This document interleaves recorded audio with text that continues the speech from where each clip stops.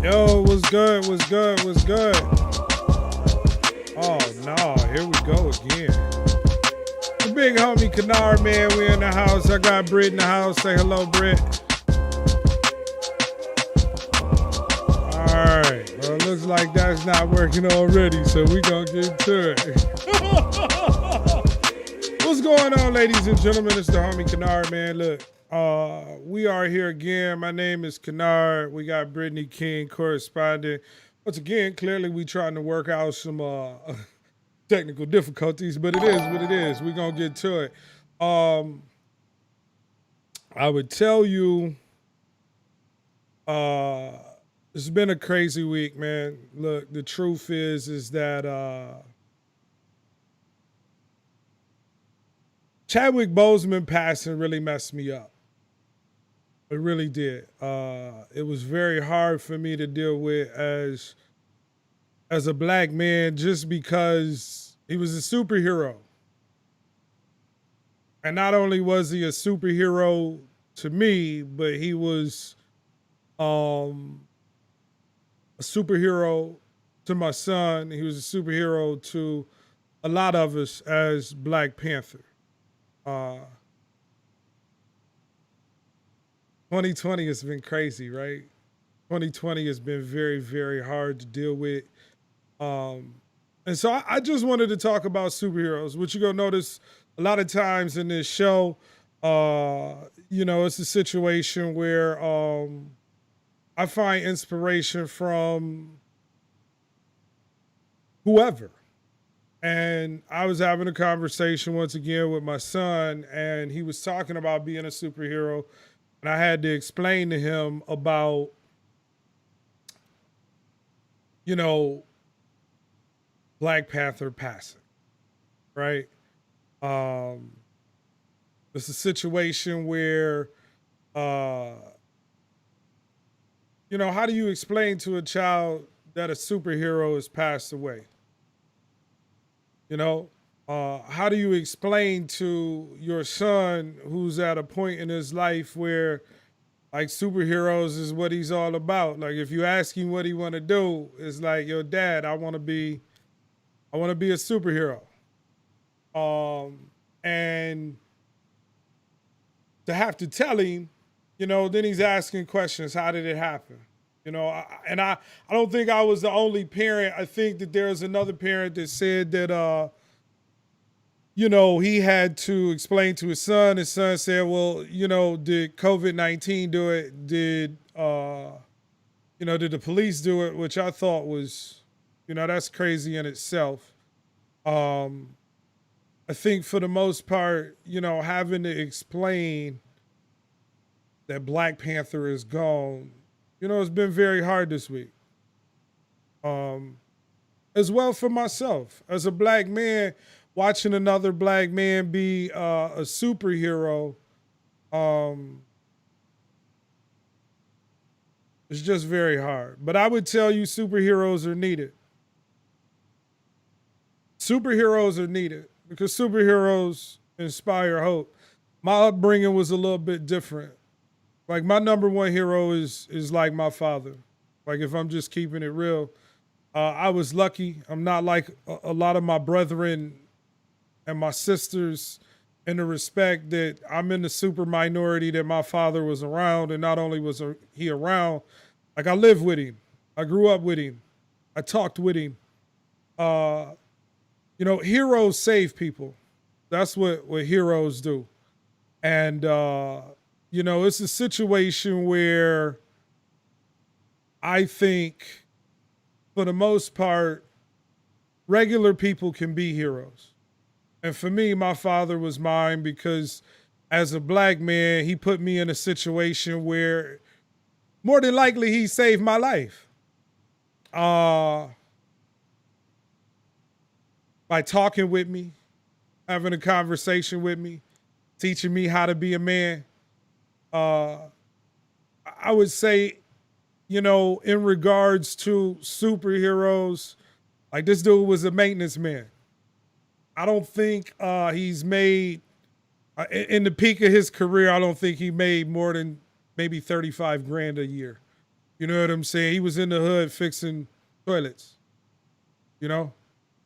Um, but he decided to invest in me and his other children so that we may have better opportunities. Heroes are important because they give you something to hope for in a positive light, that you can be different, that you have an opportunity to put yourself in a situation where you can be successful. My father isn't my only superhero. I would tell you there have been other superheroes throughout my life. People that I looked up to and I thought were superheroes, that I followed business wise, because, you know, the truth is as much money as my father made, as much money as my mother made, they didn't have enough to save and learn about finances. Like, we were doing good enough just to get by. And now I'm the next generation. And so I have to follow superheroes so I can learn more information, so I can find more opportunities. You know, I follow Jay-Z as being an artist. Like, to me, that's the ultimate story of, like, this dude was a superhero. He came from nothing. You know, he built what he owns, you know, and he took himself. I wanted to learn more about money, even understanding the drug game. Like, I got it. I wanted to understand about finance, real estate. I wanted to understand what it was that it took to be on that level. And in that way, you know, these people are superheroes, right? Because they give us hope. And that's what Chadwick did. Chadwick gave us hope. As a black actor, the tragedy in losing the superhero is that he'll never be able to continue his evolution and pass down the awareness of knowledge that he gained. I watched one of his, I think it was the graduation speech at Howard, and I was inspired. You know, I saw Michael B. Jordan say he was inspired to live the rest of his days like Chadwick Boseman lived his life. It's the hard part about losing a superhero, because the superhero is no longer there to save you directly. Now, they've left some gems for you to learn from. They've left some things for you to grow from. That's what superheroes do. And so, you know, it was very, very hard to go to my son and say, hey, you know, Black Panther is gone. It was very hard for me to watch this speech where, I mean, from beginning to end, he tells you his story about rejection. You know, and I, you know, I'm gonna give you a little bit, but we've probably seen it. You should go and look it up, check it out. I think it was the Howard University graduation where he speaks on getting his first job, and he spoke up on the character because it had stereotypical assumptions, and he wanted to understand the character. And those questions put him in a situation where after he shot an episode, they fired him. And it hurt, but he bounced back and he grew. That was good, Vic. I think that, you know, it's a situation of, it's a true tragedy in the end, is what it is. It's a true tragedy. And so for me, I think that, you know, it's important to acknowledge he was a hero. You know, he was somebody that inspired hope because we saw him in a movie, you know, and he put us in a situation where, you know, we believed. All the little kids running around, you know, and they're in a situation where they're wearing the Black Panther mask. Right? They're running around on Halloween. Wakanda forever. You know, it was a beautiful thing to see. And so, I think that it's just tragic, man. It's tragic. What do y'all think about it? What are the thoughts?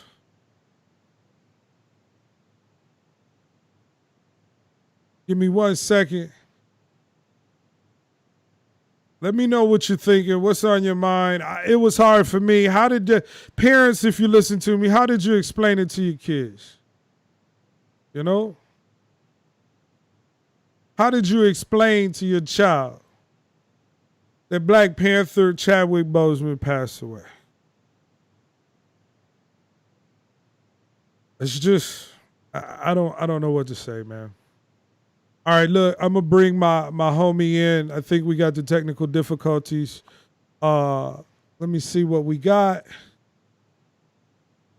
Yo, Britt, what's good? How you feeling? What you think? I don't think I'm getting the audio. Let me see. Talk to me. No audio. Hold on, I'm here. Okay, there we go. She was You got muted. it? Yeah, I got you. Silly Britt. It was definitely a sad week that was topped by a sad moment. Kind of put me over, low key. It just didn't seem like a real thing. You know what I'm saying? Like, I have a godson who lived and breathed for Black Panther. I didn't even want to talk to the kid about it. He's 6. I didn't want to have those conversations. I'm like, that's for your parents, not for me. But it almost seemed unreal. And maybe it's because my most familiar experience with him was through Black Panther, and he was a hero. Heroes don't die. Yeah. You know what I mean? But and the fact that it was so shocking was, I think, the part that took me over. It just came out of nowhere. It wasn't anything that we had any preparation for. Yeah. Even though we might have had a little bit of preparation, but as the culture, sometimes we don't always pay the best attention. Yeah. And I'm gonna be honest. I'm a comedian by heart, and I had to apologize because I was one of the ones. I didn't necessarily make fun of him directly. I was losing weight, and I was like, yo, when I come out of Corona, don't think that I'm sick. And I posted a picture of him in a frail state. Now, and at that time, I didn't know. I suspected he may be sick, but I really thought that he could be preparing for a role. I know we saw the photos of 50 Cent. I was sad because I really wanted to know. I wish they would have told us so I could pray. Right. I would have prayed for the brother. You know what I'm saying? I would have got on my knees and asked God, send beautiful energy his way. Right. And uplift him. And so, I have to apologize to Chadwick and his family. I immediately took it down. I was ashamed and I was saddened by it,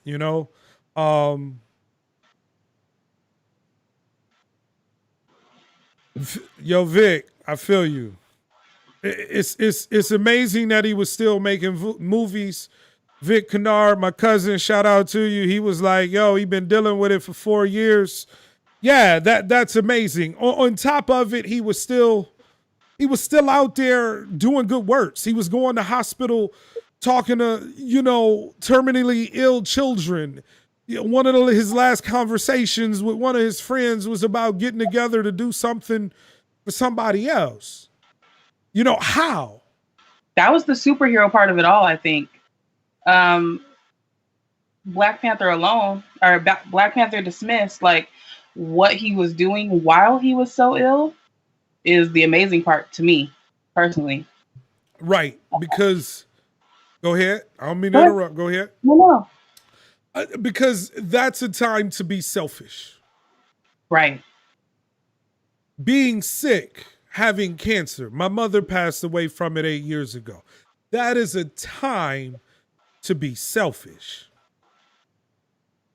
Exactly, Vic. My uncle as well passed away from cancer. Mm. My uncle Cal, Vic Zone. You know, cancer God. is something that I feel is universal. It ain't got no race. You know, it's something that everybody that has had a family member involved knows the degradation in which your body goes through killing itself when you go through chemo, you know? And for him to not be selfish, for him to find the energy through all of the drugs that he was probably taking, right? My mom at one point was taking 30 pills a day. Fighting. Yeah. Chadwick Boseman continued to go and film. To give us things. To give us enjoyment. You know what I mean? You know? So I look at it, I'm like, wow, yo, Derek Haley, I don't know. Derek Haley asks, do you think that Chadwick would want the character to continue with another actor because of the importance of symbolism? He would. No. If we had asked Chadwick, he'd look down from heaven and say that story probably needs to go on for the hope of black kids everywhere. He'd probably say we were insane if we didn't want it to. Exactly. Right. Right? But I don't know if I want it. Some people have offered up some alternatives. Let's talk about them. Really quick. Someone said that, okay, look, I follow the Marvels. They said Thanos should have, whatever Michael B. Jordan's character should come back. He should magically appear and go on to be T'Challa for the rest of the time. He should be Black Panther. I don't know if I agree with that. I don't know how the story is going to be told. That's out. I think you probably do it like Will Smith did on Viv. You just have a new character. This is who it is. I don't know if you can kill him off. It doesn't follow a storyline. We get a light-skinned Black Panther like they did on Viv, that switch up, we don't have time for that. No, I mean, I think you gotta, honestly, for me, I would choose Idris Elba. But I don't know how people feel. Like they should have made him 007, in my opinion. But I heard that it's a woman, and that's dope. The next one, maybe. But for me personally, I think Idris would fit the role. There's a brother, I'm going to just murder his name. He's been in a couple of movies. He does martial arts. It's like Chukwuk Etwetefu or something like that. I messed that up, y'all. Forgive it's okay. me. The African brethren and sister, and they know we don't always get it there. It's okay. I mean, but this brother has done a ton of movies. I'm drawing a blank, but there are a couple of guys I think fit the role. But I don't know if I want to see it. You know, I have friends telling me they were watching his movies over the weekend, and I couldn't bring myself to do it because I was gonna miss him. You know what I'm saying? So I don't know. Derek Haley say we should recast. Maybe so. What you think? I think it's probably the easiest thing to do. You think so? I think. I'm not a movie buff. I'm not a movie stickler. I just know how pivotal Black Panther was. And for them to try to work Michael B. Jordan to that role, that wouldn't work out, I don't think. So I just think they should start fresh. Unfortunately. They lost a good one. Who would be your recommendation? You know I ain't got no recommendation. Ask me about music. Don't ask me about a movie. I feel you. Well, look, they could put you could be Black Panther. I could. Y'all look, they don't know. They don't know. It might be some pictures of me out there a couple Halloweens ago in my fat Black Panther suit. It might be out there. I got a mask or two. I might not be doing kicks, but if they can give me some of that technology, I challenge you to post one on your I Instagram. think I got one. I had to look. Do it. I was in the black spandex Ah, let's go. Let's with go. the with the black cat sandals. Yeah, I'm stepping on them. You know what I'm saying? I'm out here. Look, man, rest in peace. Wakanda forever to the homie Chadwick Boseman. You're definitely gonna be missed, bro. Rest in power. With that being said, we're gonna move on to the news.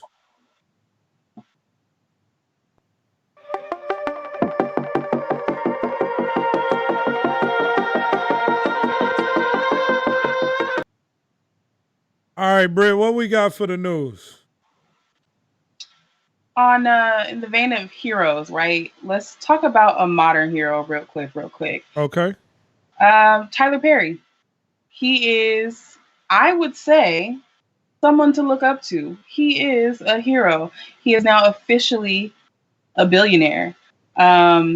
He has made over, I believe, 1.4 billion in pre-tax income since 2005, according to Forbes. First independently owned studio by African American, which essentially helps him rake in all this money because he owns the rights, he owns the sets, and his returns are that much higher. And also, he came from almost nothing. He was homeless. We remember his story. He was very much so homeless at one point, and now he's officially a billionaire. So I have nothing but congratulations to give to the good Sir Tyler Perry. So this is what I'm gonna say. Give Tyler Perry his flowers while he is here. Word. I am afraid eventually they may try and do something to him because he is accumulating wealth and power, and he is empowering individuals in the African American community. I really want to salute the brother because the truth is he is an American success story as a minority. And he is exactly what we talk about when we talk about superhero. He is giving you hope that you can come from nothing and build it into something that allows you to influence your community in a positive way. You know what? Golf clap for the homie Tyler Perry becoming a billionaire. More than a golf club. He deserves it. We should stand and ovate, but I'm going to be out of frame. But I feel you. High clap. High clap. I think, I'm not even going to lie, as a content creator, I hope one day that I can get to Atlanta and work in his studios. It would be a huge honor for me. You know, as a black creator, once again, he falls in the realm of superhero for me, in that he does something by creating it and owning it himself. He creates generational wealth, and he isn't afraid to give other black creators an opportunity as well. He isn't afraid to share the information. The information ain't for everybody. Not everybody is going to get it. Not everybody is going to do what's needed. But from the outside looking in, Tyler Perry is for the people. He built his empire off of his community, and we've supported him. And so From the ground up. From the ground up. We were the ones going to his plays. We were the ones that were in the movie theaters. And so it's beautiful to see him give back knowledge as well as give back opportunity. I have nothing but great things to say about Tyler Perry as a black man, as an entrepreneur, and as a leader. You know, shout out to the homie, man. Shout out to the homie. For sure. Next story that I would like to bring up really quickly is there was a slightly misleading meme situation going around last week, this week also, about 39 children being found in a double wide trailer in Georgia, and wondering how that's not at the top of the news, right? Turns out it wasn't quite that, essentially. I thought that it was initially, and I really didn't do my due diligence to look into it until recently, where they said it was a part of Operation Not Forgotten, and it was a thrust to recover children that were either sexually assaulted, part of like kidnapping, sex trafficking. So what happened was they rescued 26 children, and 13 children were safely located. So it wasn't like they were chilling, hanging out in a trailer. It's that they recovered them from different areas, all within Georgia, and 13 of them were found safely and left where they were found. I think that gives us a little bit of insight as to how the internet can twist and manipulate our brains just a tad bit. I think one is awesome that they were located, found. Two, there needed to be more information about it. Mhm. Because I agree with you as well. When I first read it, I was confused. You know, kids under the age of 18 are largely discriminated against, like old people in this country. Those above 60, 55, those are the largest groups of people who are discriminated against in this country. And a lot of times, kids under the age of 18 that go missing, it's not huge efforts put into that. Sometimes because kids run away, sometimes because there are kidnapping networks. To me, even with the information you just gave me, because that's the most up-to-date information I have, I think that it still needs to be a bigger story. I think that we need to talk about it as a country that, kids do go missing every day. And not only kids. I mean, people are bold nowadays. People run up on women jogging. So you think that they won't run up on kids, or kids are not trafficked or whatever. Yeah. It's a conversation to me that needs to be had. But I am glad that 13 were safely located. I don't know if that means they were in safe environments. Right. That's how I understood it. Right. They were previously thought, maybe they were runaways, and then the other 26 were just, found in bad situations and recovered. There were some charges that were pressed against their parents and whoever was supposed to be in charge of their lives. So charges were brought up. Right. On some of them. Not all of them. Yeah. Well, that's good. I think that anybody that deals in child crime should be in a jail for a very, very, very, very long time. Put them under the jail. Yeah, just death penalty probably applies, in my opinion. They're children. Yeah. Kill these people, whoever they are. I think it would stop, honestly. Anything that has to do with kids, I support the death penalty. You don't deserve to exist. Now, so some people will say, well, it's a mental illness. Nah, Is that arguable? I look, I'm not advocating for mental illness or not, I'm trying to decide if that's an arguable case. Some would. Just the same way that people say that alcoholism and drug addiction is a mental illness. I could see that. I don't disagree, but you're nasty. You could be still mentally ill, but you're nasty. The thing is I'm a father. So I'm going to just keep it real. As a father, I have to protect. And I'm not going for that. Am I wrong, people? Is it a mental illness type of situation? Let us know. I'd like to know. I'm asking you. How do y'all feel about it? I don't think we want to say that it's a mental illness, because we feel that strongly about it, we're not gonna be like, oh, they're sick. I almost That's how feel. I feel anyway. I don't want to be like, well, they may not be well. I'm like, no, you're a nasty bastard. That's it. Let's just keep it real. Mental health has been at the forefront, I would say, for the last year or two, and it's something to be discussed. I'm Yeah. not saying that it's beyond being a mental health issue. I just still think that it should be met with the harshest punishment of death. We- That's just me. I have to Yeah. protect. I'm a father.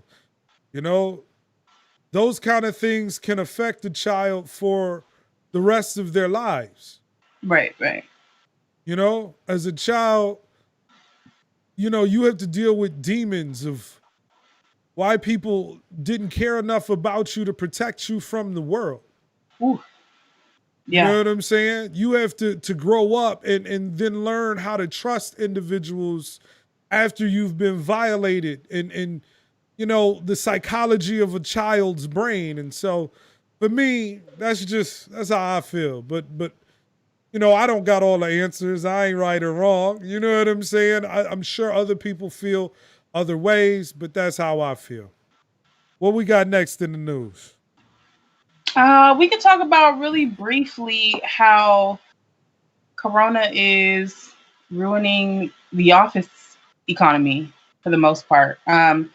There's office buildings that are empty as hell. Yeah. Businesses are shutting down. Remote work is clearly taken over. People are finding out that they don't need these big air conditioned offices like they are used to having, especially with how we work today. Everyone has a laptop, you take it and you go and you work. Business travel was 70% of the airlines' moneymakers, and they're losing out. Coffee shops, people are not doing that so much anymore because they're at home. So this COVID situation is really impacting our work life way more than I think we even see now as we work at home. But for the future, I think we're going to see a ton of changes. Yeah. So let me say this. I truly feel sorry and I really empathize with those individuals that have lost their job. I really do. I get it. It almost reminds me of 9/11 when, or not 9/11, but like the bubble that went around in New York when people started losing their jobs due to the economy crashing, right? And there was a lot of guys in New York making a ton of money that were committing suicide because they couldn't pay their bills. It was affecting the auto industry. There was a lot of individuals, mid-tier guys making a whole bunch of money, and then you know they were out. They didn't have ways to take care of their families, and they couldn't cope. I believe there's a lot of that going on now. For whatever reason, in the United States, we go through this where there's a shift. And for the most part, you have to find ways to adapt. There are a lot of businesses going out of businesses. There are a lot of restaurants that are no longer going to be coming back. Airline tickets, I imagine, are going to skyrocket because business travel, you know, that industry, I pay attention to the money. Warren Buffett, he was out. He said, I can't even be in the airline industry based on what's going on today. And so for me, I think if you have skills that allow you to work from home, it's great. If you've pivoted and you've put yourself in a position where you can make money from your house, that's great. Unfortunately, there's a large part of us that rely on Starbucks Industries and going to the office and getting food at lunch and going to a bar for happy hour, you know, selling food and you know, hitting the Mexican joint up or the food trucks up. I imagine a lot of those are struggling, and it is newsworthy because You have these millions of people who either had dreams of owning businesses. You have these millions of people who were trying to provide for themselves, and their industries are down. And I don't know what the answer is other than to really try and pivot. I know that we had unemployment for a while, and they tried to take that away. But I don't know. What are we gonna do? What do people do?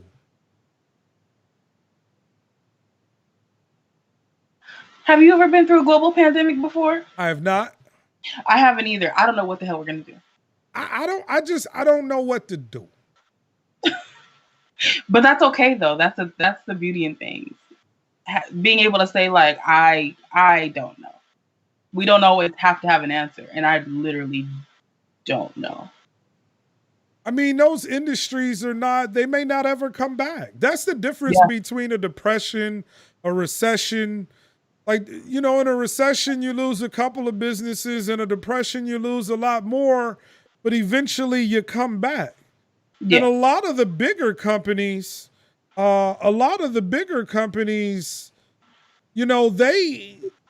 they don't adapt, they go. The time of brick and mortar. Oh, I know. The time of brick and mortar is gone. Best Buy, all of that.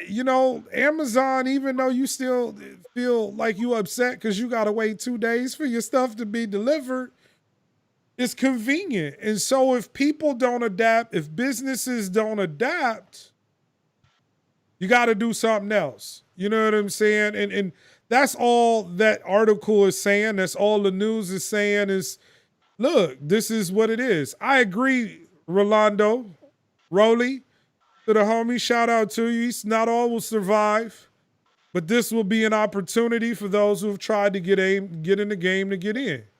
Yeah. Vic said the problem is we don't have leadership. Ooh. So let me talk to both of those points. Rolly, you bring up a great point. I would tell those that are on watching me now, watching this podcast is a product of me adapting to my environment. I learned, a while ago as a musician, that music is secondary in regards to entertainment now. So I started a podcast so people could get to know me and I can get to know you. So I can engage with you. So I can give you my thoughts. So then when I release my music, you are like, oh, I get it. He drops knowledge. He a funny, silly dude that just loves doing music. And so you are seeing me adapt right before your eyes. I am trying to enter into a market and pivot because I believe that this gives me an opportunity to engage with you, right? I think now is a great opportunity for those entrepreneurs that see a solution to the problem. Ask yourself right now, if you're an entrepreneur, what the problem is. Listen to the people. How can you fix it? Come up with a solution, create a business, and make revenue or invest in it. Now that's easy talk. It takes time, but the market is open for that. The market is open for opportunity, right? It took us a little bit, but I also had to make a pivot myself. So I definitely understand. For those, go ahead. I was about to say, give them background on what you do. I am a wedding and event coordinator. And as we all know, COVID has ruined events and weddings pretty much for the entire year. Yeah, 2022. So, yeah, we had to dead pretty much our whole year. We either got a cancellation or rescheduling of almost every wedding or event that we had all year long. So as wedding and party people, what we had to do, shout out to us, a Black minority female owned business. Shout out. One time. We said to ourselves, what can we do to give people the experience that we give on a large scale, but on a micro level, because we're supposed to be at home and we're supposed to be safe. Right. So we started doing party boxes.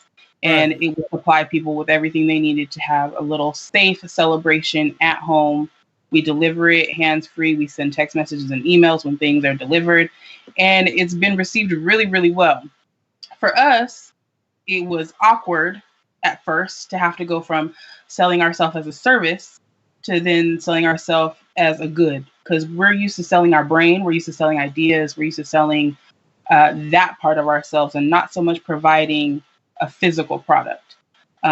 So the first couple months were a little bit difficult in that respect to get our footing in that, but ultimately it's turned out to be very beneficial for us because it's given us a wider spread where a lot of people don't need a planner or a coordinator for something other than a wedding, and some people don't need us for that either. I think it takes a certain amount of income or a certain need, a desire to want a planner. But doing the pivot of the boxes has allowed us to affect a lot more people on a micro level, which is good. It's kept us in a good space and introduced us to a lot more people. So it's And working out. and there it is. Once again, you're in a situation, you got to figure it out, you got to pivot. And while I empathize with the people that have lost their jobs, and while I empathize with the businesses that are going away, I also understand that only the strongest survive, and there's no time to dilly dally. You got to Yeah. get to it. You know what I'm saying? And so, shout out to you. That's super dope. I'm glad I was already aware, but now they are. That being said, also let me address the leadership, and then we'll move on to our next segment.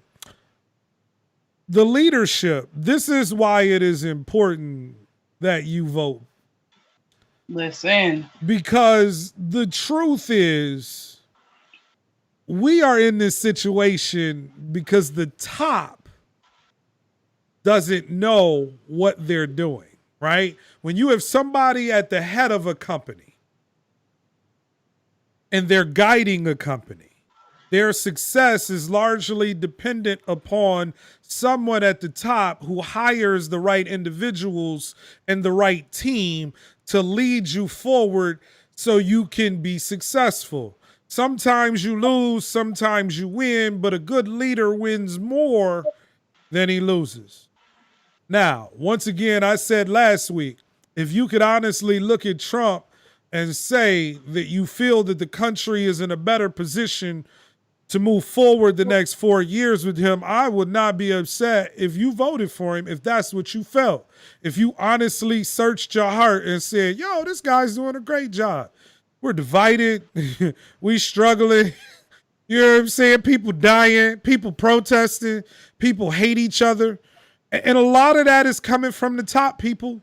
I don't want to go, super deep into it, but the truth is a lot of times the reflection of a product is solely based on what a leader's capability is in a dire situation. And I would tell you, if I was Joe Biden, I would be running on bringing the country together. I don't know why he isn't.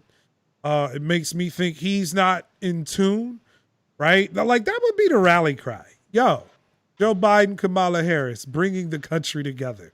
Like that's where I would go as a marketing campaign. You know what I'm saying? Like I'm going to be the opposite. simple. Huh? You would think it's that simple. And that's all he would need to do. Because I can guarantee you the one thing that I believe, for the most part, white people are ready to come together. That, once again, the media gives us the minority. I've had white people reach out to me like, yo, Kynard, I support you. I know what you're going through. And I believe, at least I hope, right? I hope that they're more on the side of humane treatment, right? All that being said, I would really like us to have conversations, dope dialogue, move forward as a country and try and get better, right? All that being said, a lot of times it really just comes down to leadership. And I want to take that even one step further and we'll move along, but leadership in your own endeavors. If you're not getting the results you want in your own endeavors, you have to look at it yourself. I create a lot of my own content. I own a lot of my own content. If I don't put my content out, the only person I can blame is myself. If my content isn't up to my standard, the only person I can blame is me. When somebody looks at something that I release, they're going to say either, yo, he's dope, he got it, or no, that's kind of whack. But it's a reflection upon me. And then if I work with other people, I have to be a good leader to get the best product. And so to me, I totally agree, Vic. I totally agree, Rolly. A lot of this comes down to, leadership as well as perspective. That being said, we're going to get into our last segment. Let's rock to the off the top. And here we go.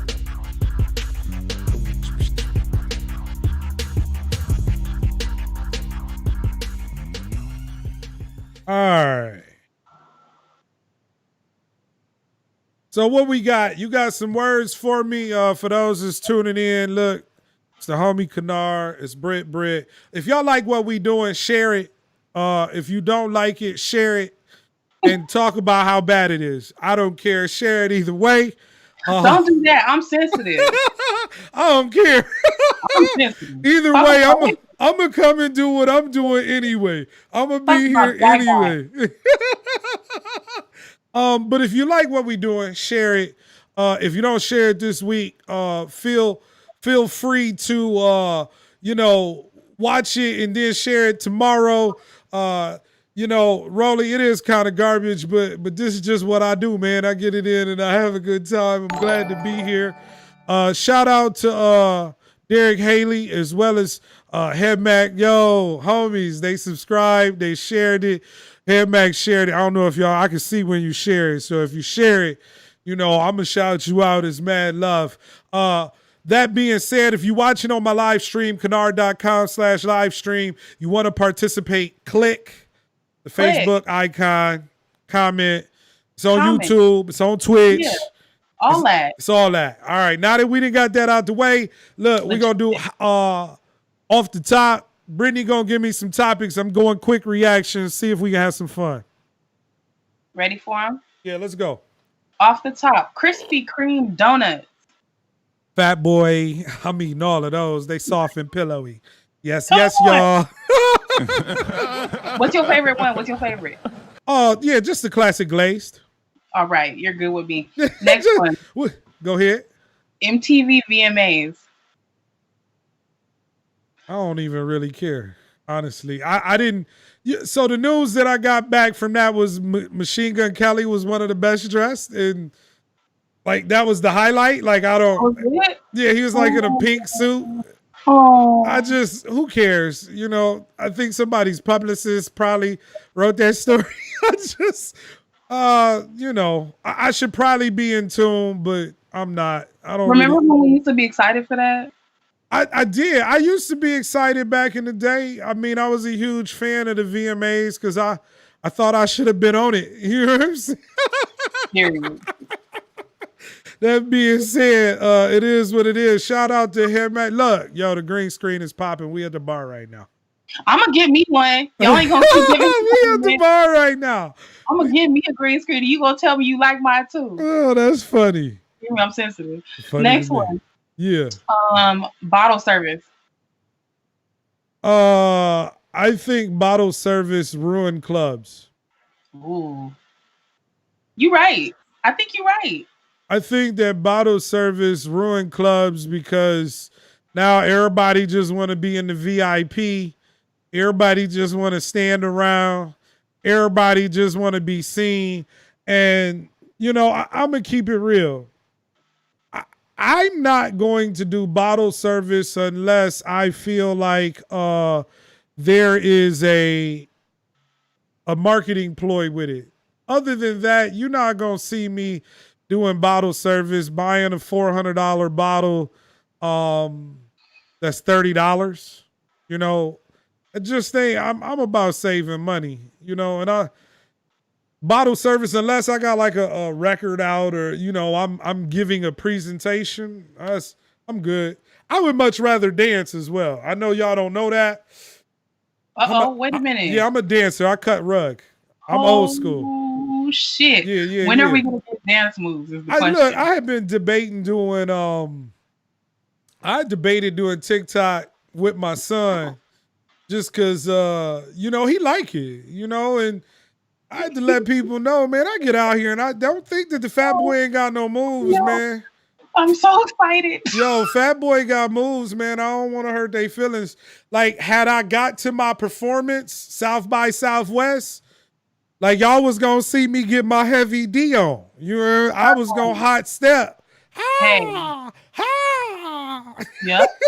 That's cool. You know what I'm saying? So I'm a dancer. I'm not. I mean, I remember being in Vegas when I was a young buck. Like I 80s, 90s dancer. Like I need some space. I don't even want no. Oh, you can't even be near me, baby girl. I'm gonna need some space. I'm about to ha. You know what I'm saying? Like I'm gonna need some room. I'm gonna get to it. I was probably being looked at weirdly, but I mean, I was there for a good time, not for a long time. Next, Rasta Adele. Man, Problematic, maybe. I'm not as upset as other black people are. I've seen some black people upset for the cultural appropriation. Is it black people or Jamaican people? No, Black Twitter was lit. I wanted to read and just see.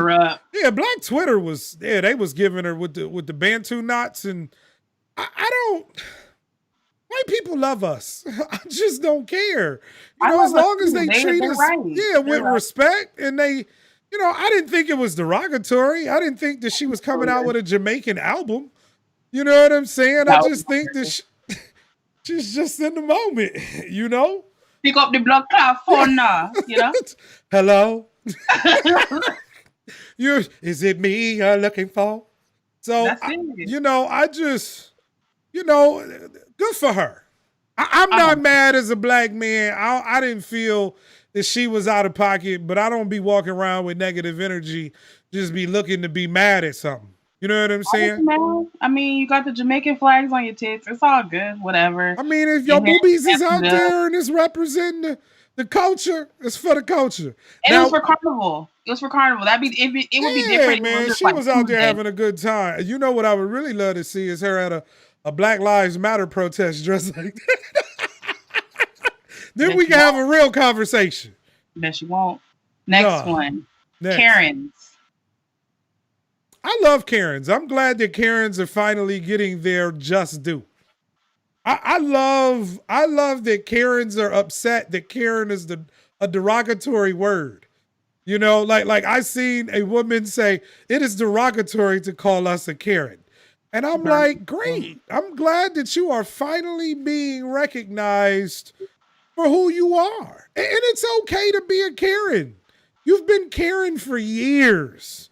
It's just now we're capturing it on the phones. My eyes roll back in my head so bad. Like, it hurts the way that my eyes roll back when they get offended by the name alone.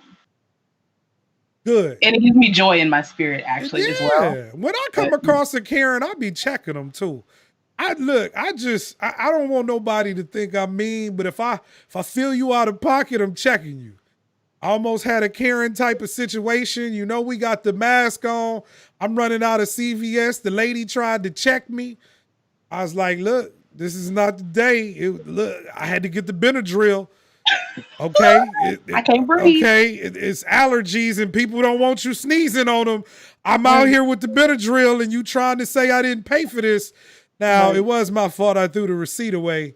But I had to go all the way into my online banking and show her. And even after I showed her, she was like, can you come in? I was like, ma'am, I'm going to work. You got to do what you got to do. She got on the phone. I was up out there. She could have been calling them. I had to go. I had to take my Benadryl. Next. Leggings. Like the black leggings, the yoga pants? Like any color. Yeah, thanks God. Spandex pants. Thanks God. Okay. I appreciate God. whoever made the leggings and the yoga pants. That's bonus question. Yeah. Bonus question. Leggings versus summer dresses. Pick one. Ooh. What y'all say out there? Forever. One is gone for the rest of time. Who on live? I know we on live. What y'all say? We going leggings or we going sundress? So the hard part is I don't think that you could get rid of leggings because they're just everyday wear. But I don't think it's nothing more beautiful than a shape inside of a sundress on a beautiful sunny day. With a thigh-high split.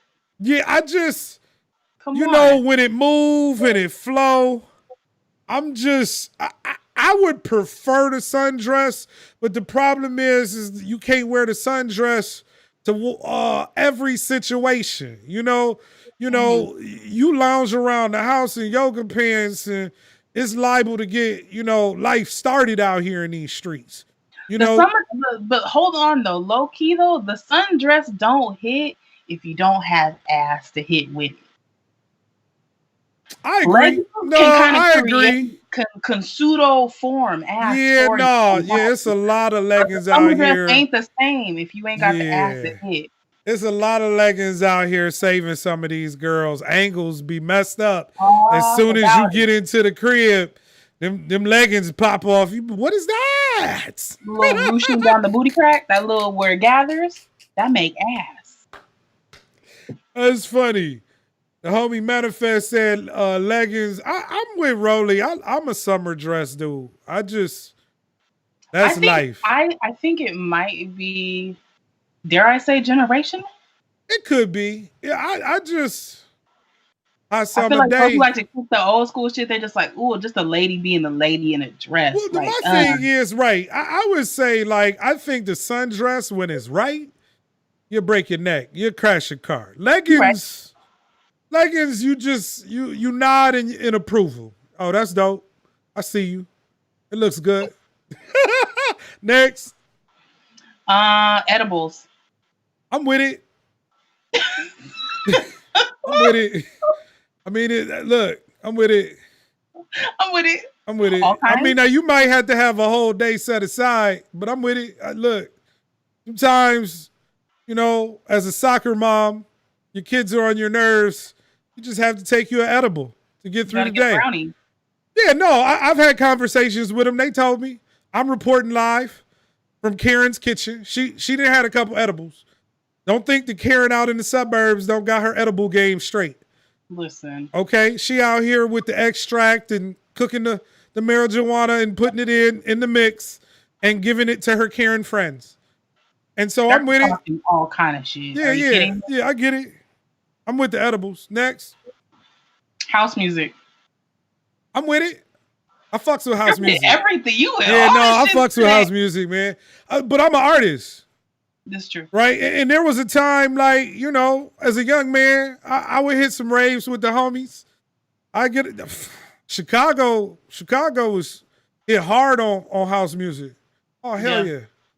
Hell yeah. And so that's the diversity in the music game. I fuck with house music.